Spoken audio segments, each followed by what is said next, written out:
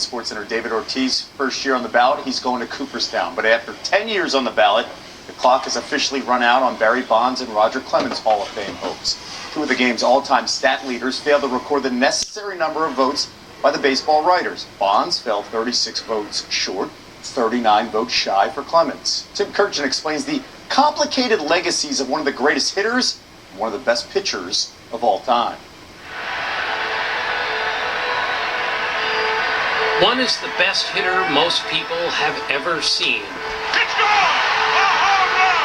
He has hit more home runs than anyone who has ever played the game. The other is the best pitcher most people have ever seen. Playing at a minute. He struck him out. Strikeout number 4,000. And yet, Barry Bonds and Roger Clemens have finished their 10 years on the Hall of Fame ballot, and neither was selected by the Baseball Writers Association of America. The reason is their connection to performance-enhancing drugs, which almost surely inflated their career statistics. Bonds tested positive for amphetamines and acknowledged using the Clear, a steroid, but he claims he did so unwittingly.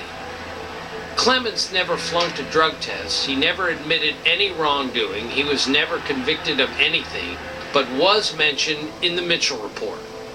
Let me be clear. I have never taken Senator steroids George, or HGH. those of you may have forgotten. Bonds won 7 MVP awards. No one in history won more than 3. One of the good He had ones, more home as runs opposed than to what's anyone. going on now. 4th most runs and led his league in OPS 9 times.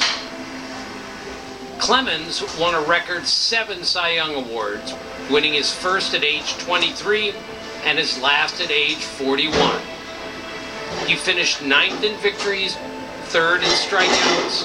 He had 20 strikeout games 10 years apart.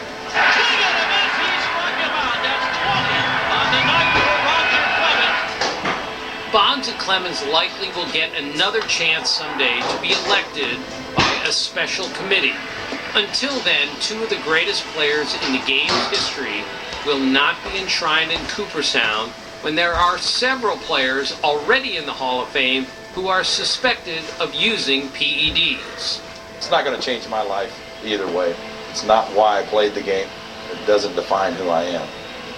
And if one goes back to the late 90s, when alleged use of steroids began for Bonds and Clemens, Clemens had already built a Hall of Fame resume with 3 Cy Young Awards and 2 other years in the top 3, while Bonds had 3 MVP awards and 4 other years when he was in the top 5. The very sad thing in my lifetime is the day that they announced me into the Hall of Fame. Because I don't know what to tell them when I get up there.